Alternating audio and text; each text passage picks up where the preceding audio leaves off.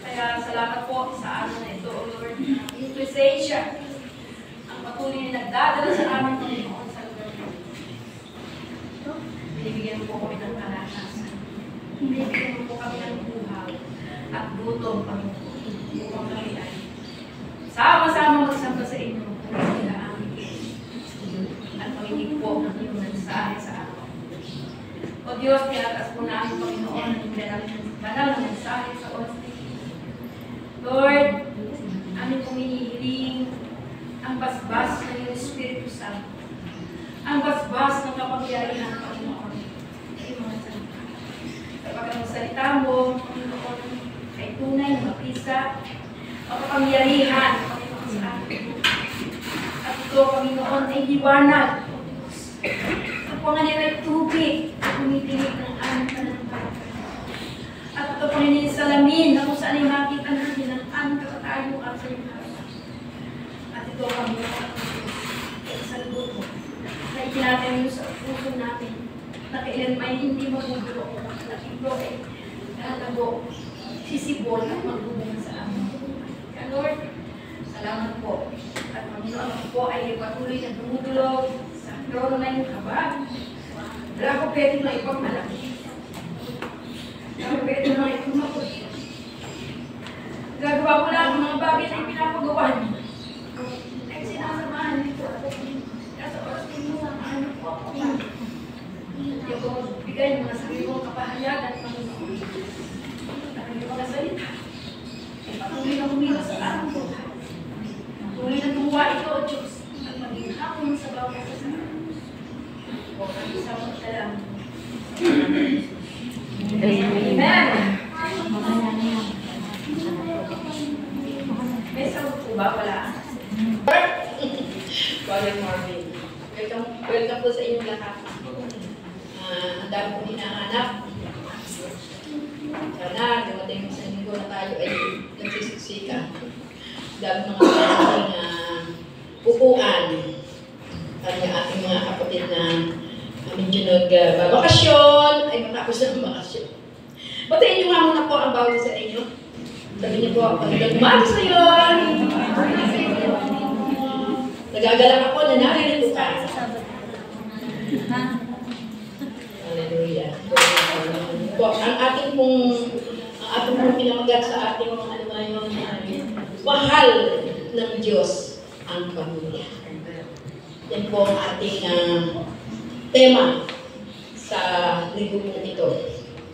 At ang ating word of God ay nasa Lucas chapter 2 verse 52 and Romans 12 verse 2.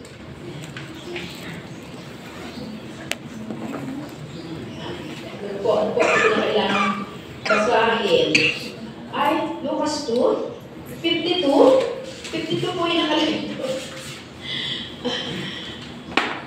Teka po, ako na lang babasa. 51, although 52 lang po nilagay ko dyan, pero basahin po natin yung 51. Lucas 2.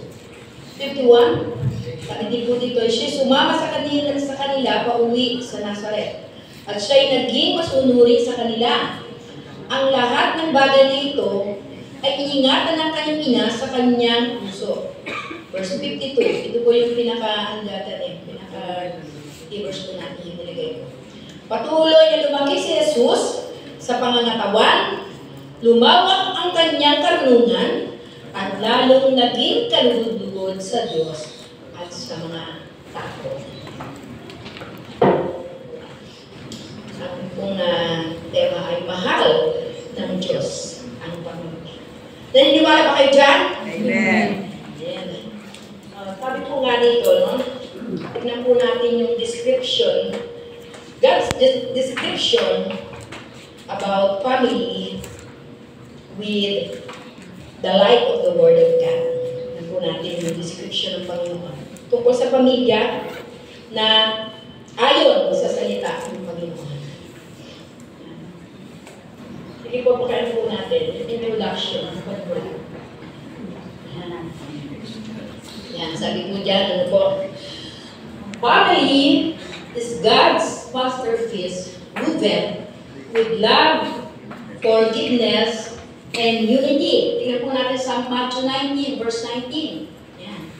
Sabi, igalang mo ang iyong ama at ina, at ibigin mo ang iyong kapwa gaya ng pag-ibig mo sa iyong sarili. Sabi po, ang pamilya daw ay God's masterpiece. Ano po? Sabi nga yan, yan ang masterpiece ng Panginoon na hinabi, woven with love, hinabi sa pag-ibig, forgiveness, pagpatawad, at pagkakaisa. Na dapat sa pamilya talaga may patawanan. May patawanan tayo.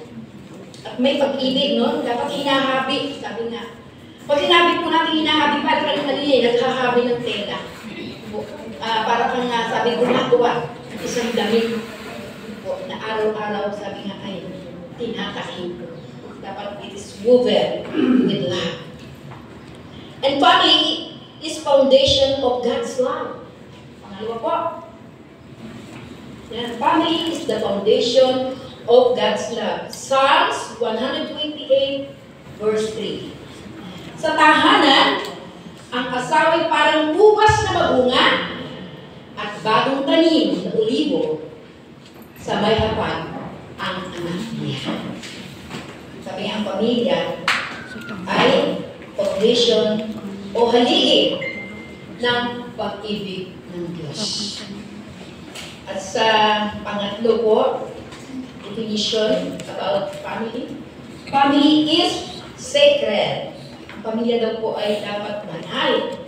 Po, sa Ephesians chapter 3 verse 4 and 15. Ang pag-ibig ni Kristo, dahil dito ako'y lumuluhod sa harapan ng Ama, na mula sa Kanya ay nagkaroon ng pangalan ang bawat sambahayan sa langit at sa lupa. Kaya dapat talaga ang pamilya ay talagang God-centered, Jesus-centered. Kasi hindi naman talaga natin kayang maging sacred ang pamilya.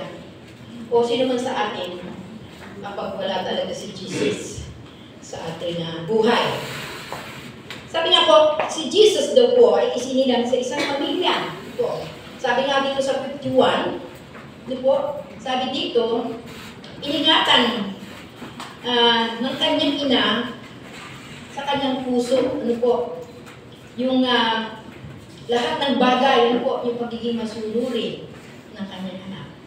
At sabi nga, patuloy na lumaki si Jesus sa pangkatawan, lumawak ang kanyang karunungan, at lalong naging kalugod-lugod sa Diyos at sa mga tao. So, ibig sabihin, ang ating Panginoon, siya po ay lumaki talaga sa isang pamilya.